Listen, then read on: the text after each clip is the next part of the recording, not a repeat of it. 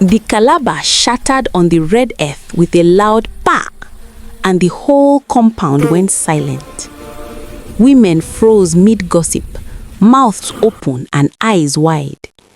Goats stopped chewing, ears tweeting. Even the stubborn hen near the kitchen paused, one leg raised in the air. Morayo stood in the center of the courtyard, wrapper firm on her waist, chest rising and falling. Her eyes burned like Hamatan fire, dry, fearless, unstoppable. Kehinde, the feared man of the village, stared at her in disbelief. Because for the first time in his life, a woman had shouted back.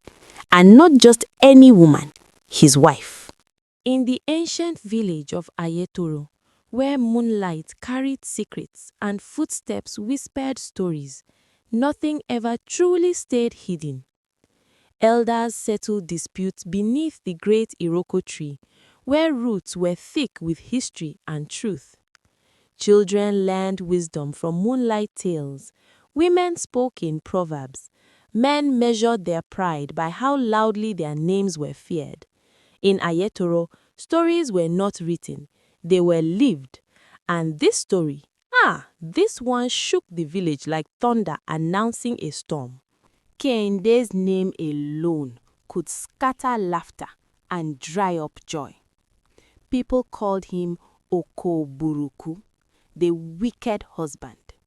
He was tall, broad-shouldered and loud. His voice cracked like a whip. His temper rose faster than boiling water. His heart was harder than dried yam forgotten in the sun. Kehinde believed one thing with his full chest. Obiri je eru oko. A woman is a man's servant. At the palm wine joint, with calabash in hand and saliva flying, he would boast, "My house is not a playground. Any woman that enters my house must obey or pack out." The men laughed, not because it was funny, but because fear tied their tongues. The women listened with heads bowed, anger boiling quietly like soup left too long on fire. Kehinde had married twice before Morayo. His first wife, Shade, was gentle like morning dew. She spoke softly and cried silently. She endured insults, beatings, and hunger. One night, after Kehinde beat her for greeting a neighbor, Shade disappeared before the cock crowed. People said she returned to her mother's house with nothing but her wrapper and scars that never healed. The second wife, Bisi, had fire in her mouth. She answered insults with words. Kehinde answered words with fists. One evening, during a heavy rain, Bisi ran out barefoot, wrapper soaked and eyes wild. Since that day, no one saw her again. Instead of shame, Kehinde grew prouder. "Women are weak," he said. "They cannot survive without a man." Morayo arrived quietly. She was not loud, she was not dramatic. She was calm, too calm. She walked into Kehinde's life with soft steps and sharp sense. She had been raised by her grandmother, Iyagba, a woman whose silence could frighten grown men and whose words could cut deeper than a knife. On the night before Morayo's wedding, Iyagba sat her down by the fire and said, "Omomi, marriage is like a river. If you don't know how to swim, you will drown. But remember, your head is not for decoration."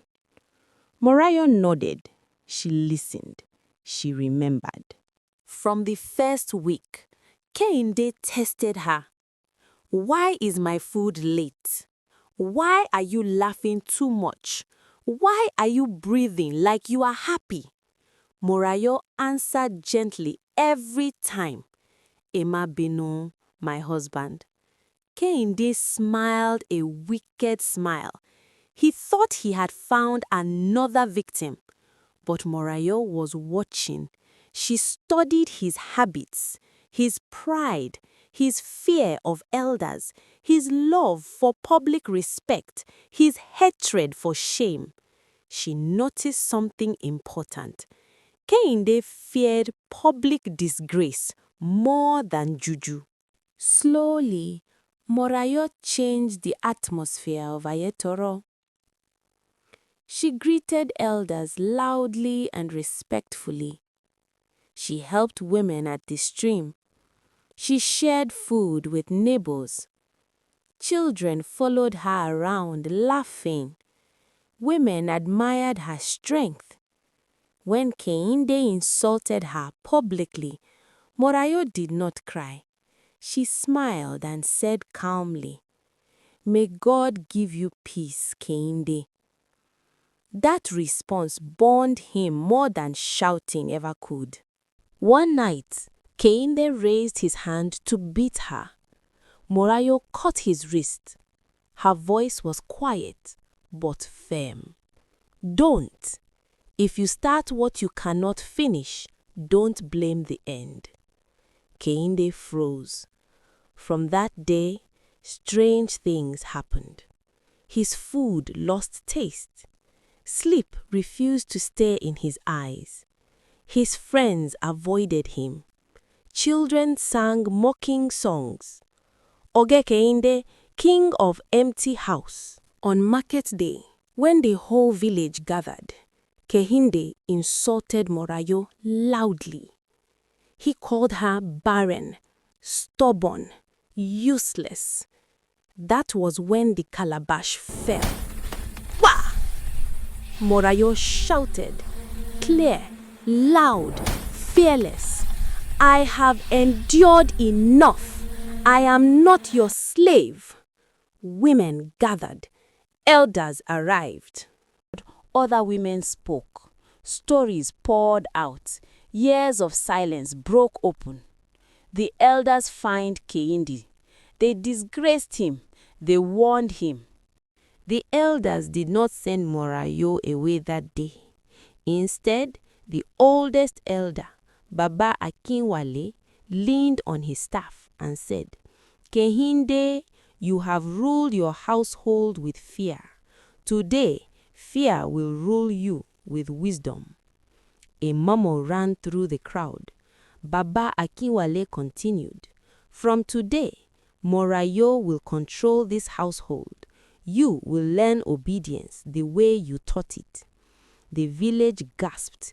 Kehinde laughed nervously. He thought it was a joke. It was not. The next morning, before the cock crowed, Morayo woke Kehinde. "Get up," she said calmly. "The market waits for no lazy person." She handed him a basket of pepper, tomatoes, and dried fish. "You will sell these today." Kehinde stared. "Me, in the market?" Morayo adjusted her wrapper. "Yes, and don't come back with excuses." By midday, the market was alive, and there, under the hot sun, sat Kehinde, the feared man of Ayetoro. Women he once insulted walked past him. Some laughed, some shook their heads, some shouted prices louder than his. Children gathered. "Isn't that Okoburuku? The wicked husband is now a market woman." Kehinde begged customers softly, "Please buy, my sister." Each word tasted like dust in his mouth. That was only the beginning.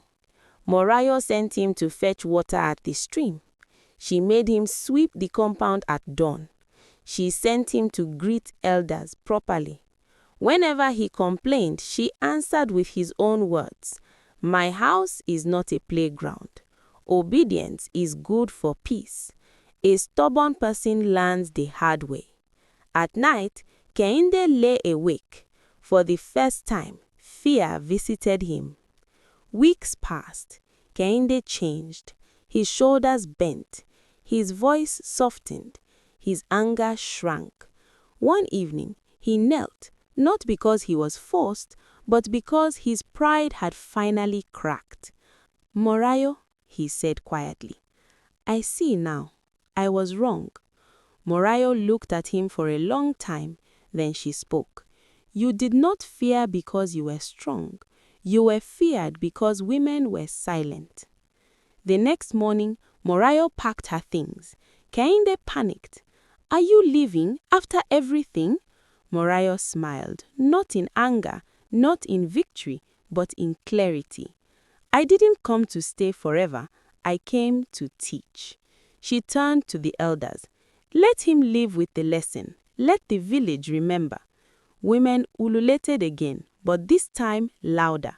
Morayo walked out of Ayetoro with her head high.